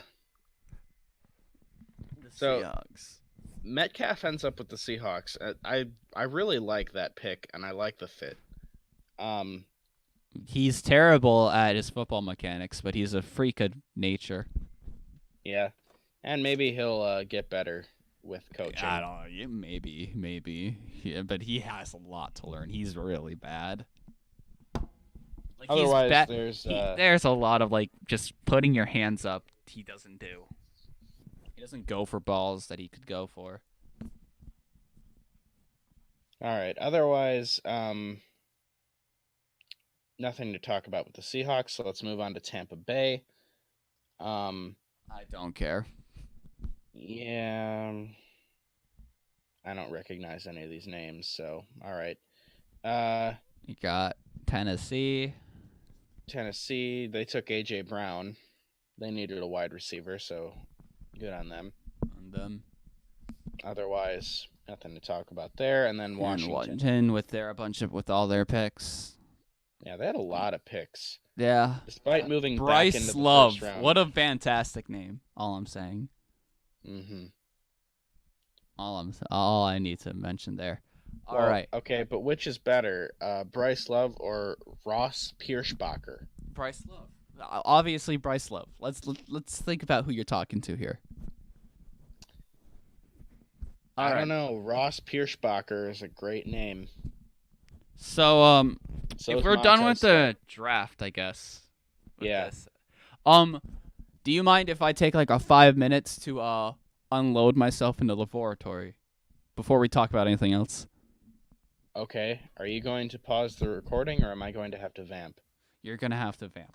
It'll be quick. I just need. I can vamp. I drunk 2 bottles of water, so I'm kind of sitting here like, ooh. Yeah, Bryce is drunk. So I can I can vamp for a couple minutes. So while we're here, just like last time, I'm going to talk about the Milwaukee Bucks. Now, they lost game 1 against Boston. They're playing again tonight, Tuesday night. Um and tonight's a must win. I honestly I still believe in this Bucks team. They're going to have to win one on the road eventually in this series, of course.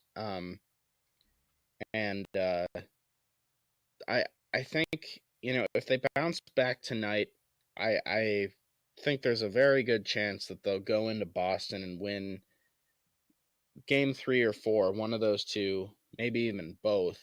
But they've got to win tonight. Um, this game 2 is huge. You can't lose the first two at home and then have to win two on the road to stay alive in the series. Um, so big game, but I still believe in them. If they bounce back tonight, and give the Celtics credit, they had a game plan to take away Giannis, make him ineffective in game 1. So uh, credit to them, and it was just one of those things where the Bucks shots were not falling for long stretches of that game, and the Celtics shots were, and when that happens, you're gonna lose games. Um, so I go back to the thing that Craig Counsell always says, the Brewers manager, which is he preaches regression to the mean. The statistics eventually even themselves out, um, and that's where I'm hoping the Bucks are here, because I feel like they're a better team than the Celtics, but the Celtics just had a good game plan and they had good luck. And I don't want to chalk it up to just I'm not saying that they were lucky to win game 1, but I'm saying that they had good luck in game 1 with their shots falling and with a lot of the Bucks shots missing. I mean, there were a lot of Bucks shooters left wide open on threes that just missed, and that was really frustrating. Talking about the Milwaukee loss. Yeah, I am talking about the Milwaukee loss. They're playing again tonight. It's a big game. Um, and as I was saying to the audience, I still believe in the Bucks. If they can bounce back tonight and get a win, even the series, I think they can take one on the road and win the series. Um, so we'll see. I'm still in with this team. If they lose tonight, though, I feel like it's pretty hopeless. So The Greek anyway, Freak. yeah, they took him away in game 1.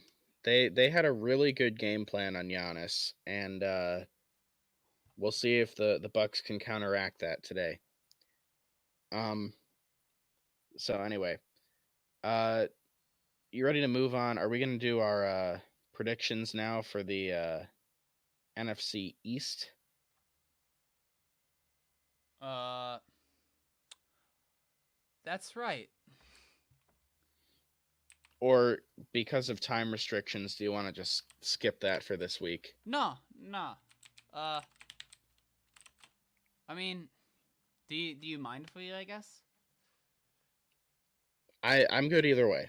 because I mean, we're gonna get through them all because we only have 3 divisions left, right? Or 2. Two, Yeah, two, so it's fine. We're fine. Yeah. yeah. Um, yeah, I I don't think. mind if we postpone that. Yeah. Uh, I'm not. I'm gonna just be on the edge of my seat then because I'm not gonna look at our predictions at all. Okay. So if you want Um, to do music chat, I think yeah, that leaves us now's with a good music time. chat. Yeah. Okay. All right. So time to put up our picks. Here we go. Yep. I think you already saw my ACDC comments on Twitter. Yeah. Well, I saw the one. Yeah, yeah, that was the one. I think you responded to it too. I did. Yeah. Oh my god. Here, let's go back. Let's go all the way back. This is. I don't have to go too far back. It was only. It was like the Oh, 24th, sorry. I believe. I just put a picture in the chat, but ignore What that for right was now. that picture? Ignore it for right now. Is It's that the album cover for the one that I'm gonna recommend. I didn't mean to paste it yet.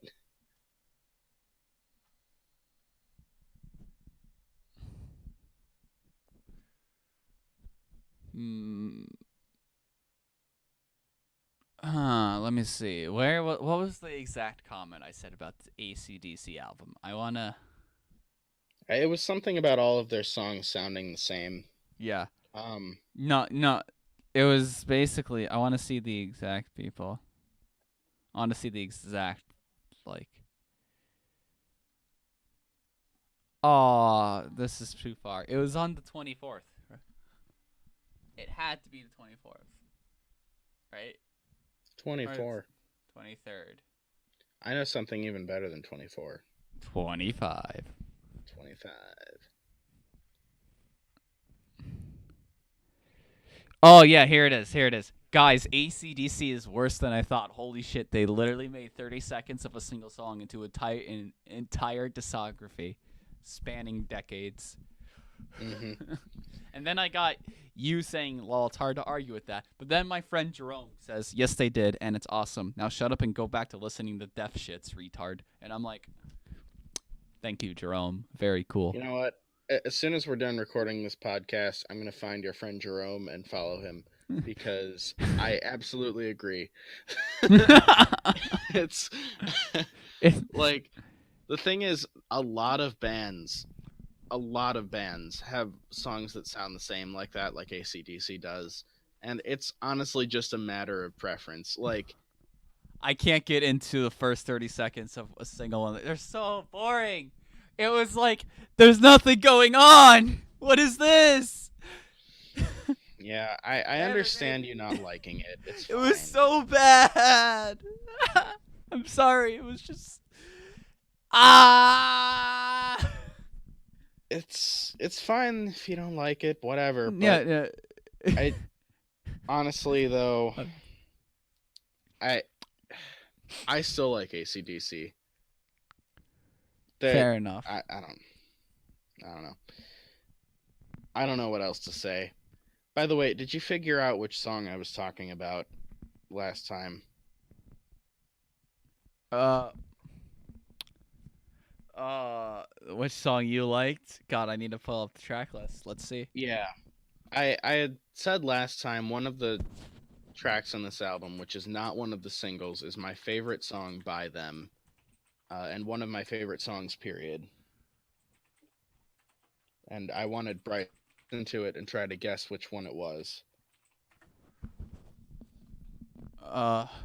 Was it actually Overdose? It was actually Overdose, with one that you guessed with no possible reasoning. Yeah, I thought the name gave it away. I thought I can't remember a single thing from Overdose because the whole entire album is a blur in my mind of just really shitty guitar recordings and a guy babbling on about how he loves to rock. Seriously though, listen to Overdose again, because Oh man, that song is really good. Like, just yeah, it is. I couldn't get into it. I just Give couldn't. give that one song another listen, please. You don't have to, but I want you to. I don't know, man. I don't know if you want me to. I'll probably just be like, yeah, this is just as bad as before. Yes. Well, anyway, Yeah. I guess we can move on from that. So what was the name of the album you recommended again? Home Like No Place Is There. Right. Were you by able to Griselda. follow along to the lyrics while you listen?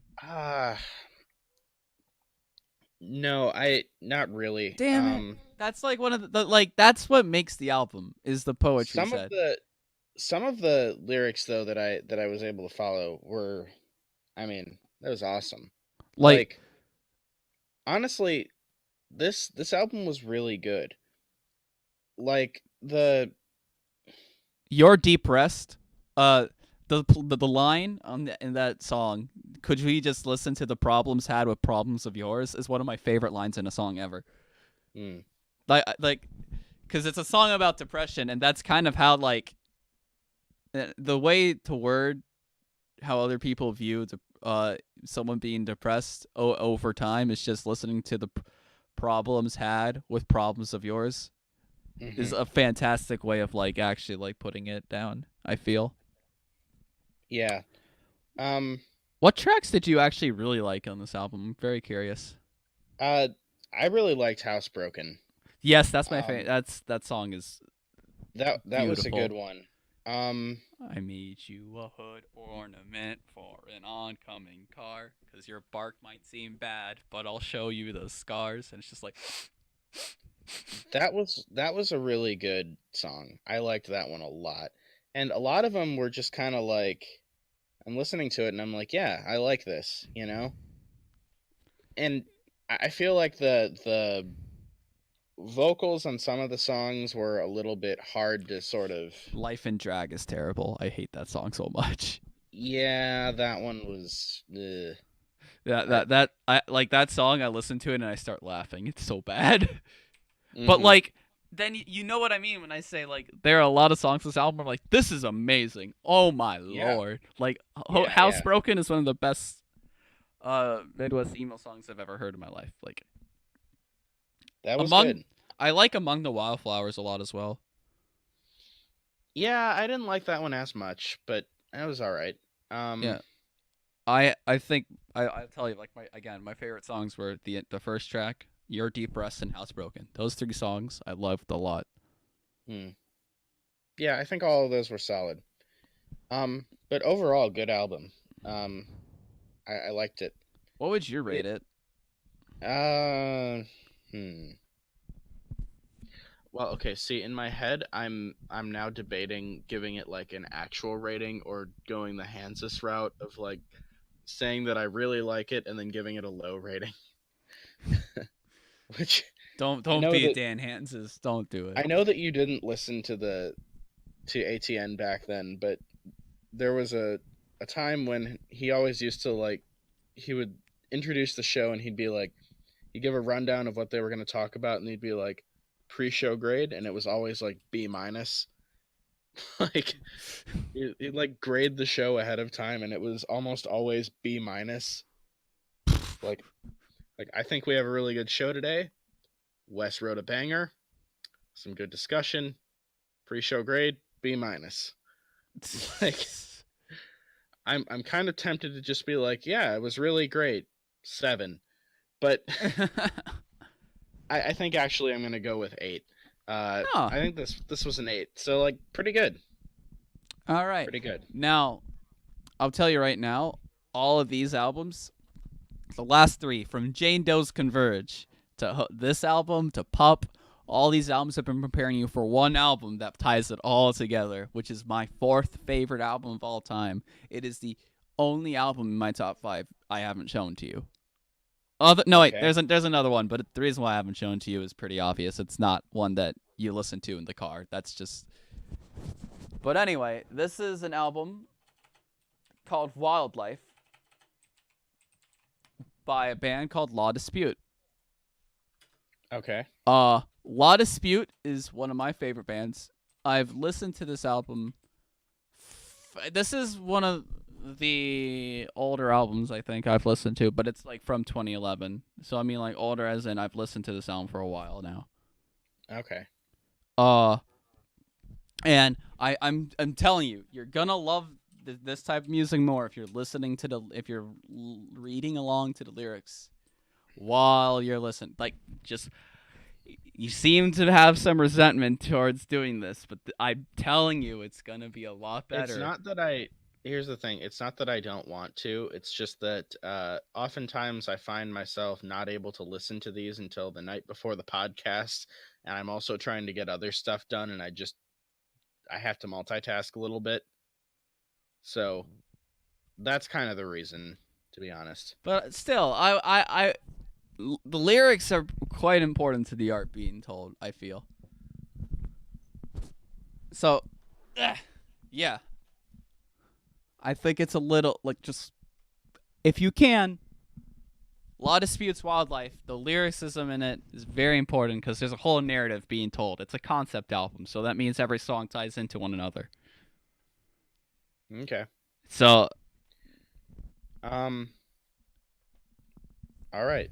yeah, Well, yeah. I I will recommend my album now, which I've given you the picture for, um, already, so you can put that up on the screen if you want. The name of the album is Epigrams and Interludes, and it is by Alex Day. What in God's name is this? Yeah. So, um, here's the thing. Last week, you had said when I was trying to mentally prepare you for my recommendation of an AC/DC album, uh, you had said you don't care about the people who make the music and what their character is like, as long as it's good music, you can listen to it and appreciate it, etc., etc. Um, Yeah, I'm able so to this is one of separate the those. art from the artist. Yeah. Right, yeah. This is one where the artist is a bad person. Um, just like generally. Um, And but I would, if I were you, I would listen to this first before you look up any information about him. And then, because I don't know. Because I heard this before it kind of came out that he's a bad guy. So, anyway. I know.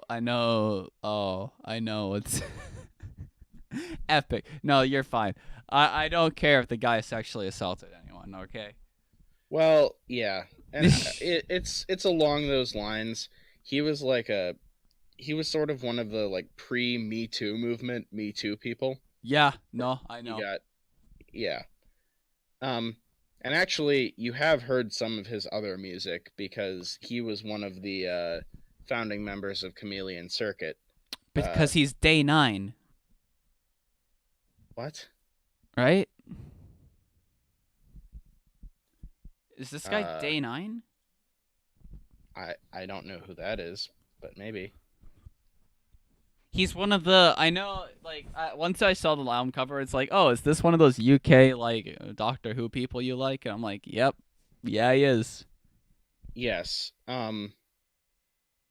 No, it's not Day 9. That's somebody else. All right. Um, but anyway, yeah. Uh, this album, like I was sort of describing it to you in text. It's a longer album. Um, it's a little bit over an hour long, and I listened to it recently and decided that I do actually like more than half of it. So, um, I'm not excited to listen to this. a few of okay, I'll be honest, a few of the songs are shit, but there are some good ones too. Um, there are some covers in there which are interesting.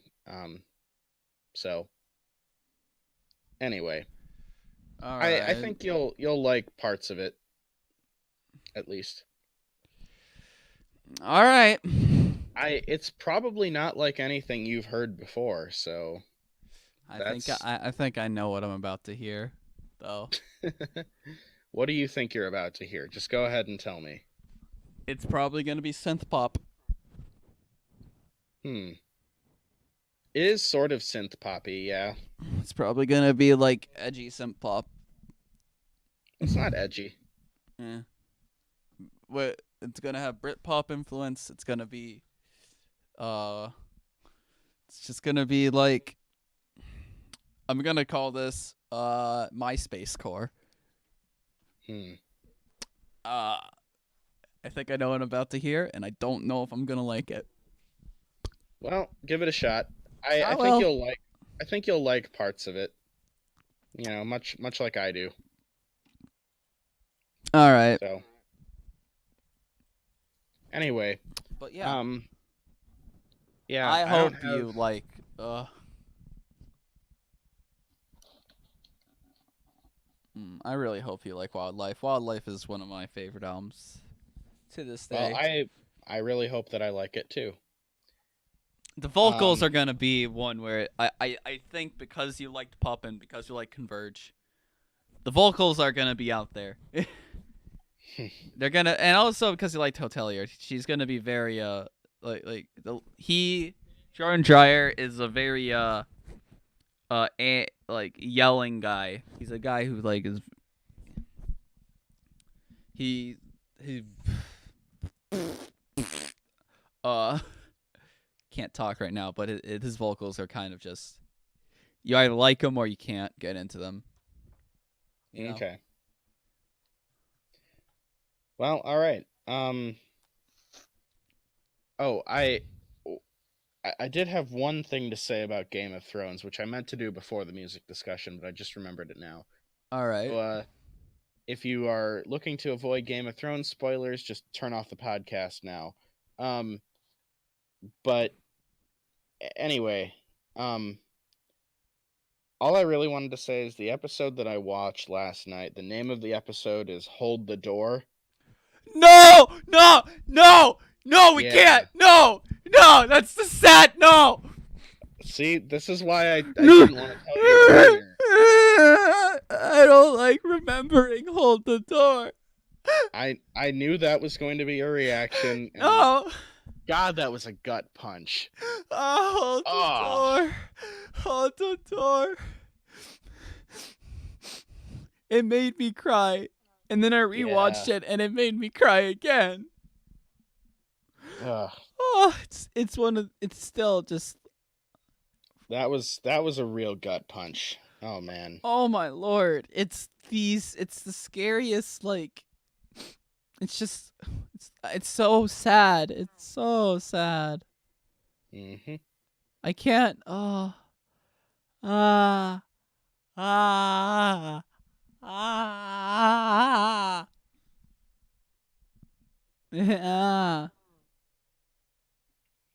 Anyway, Anyway, that's all I really wanted to say about Jones was just that episode was a real ugh, that one hit me. Um Hodor, man. oh also I also wanted to say that Sansa Stark has gone from like being one of my least favorite characters at the beginning to one of my favorites now. Maybe even my second favorite behind Tyrion at this point. Um, Yeah, she has I one of the like her best now. character developments in the show.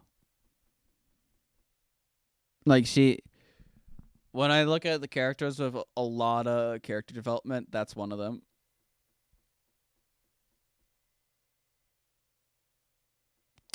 Lagging now.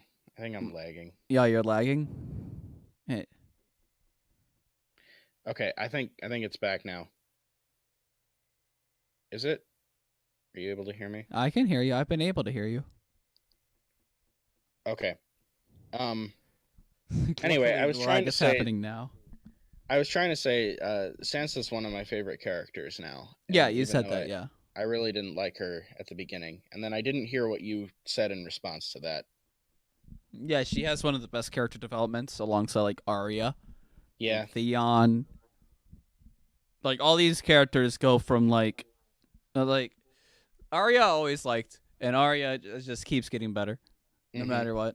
I will say, you already know my thoughts on Arya, but Yep. mm-hmm. But yeah, Sansa, one of the best. Yeah, she goes from like yeah to yeah fuck yo. Mm-hmm. So yeah, yeah, that's all I have to say. I think is this where we're stopping? Yeah, I think we can end it here. All right. Yeah. So, oh man, I wanted to like come up with a good line from from that movie to close with, but I forgot to do it. So, uh, yeah, Yeah.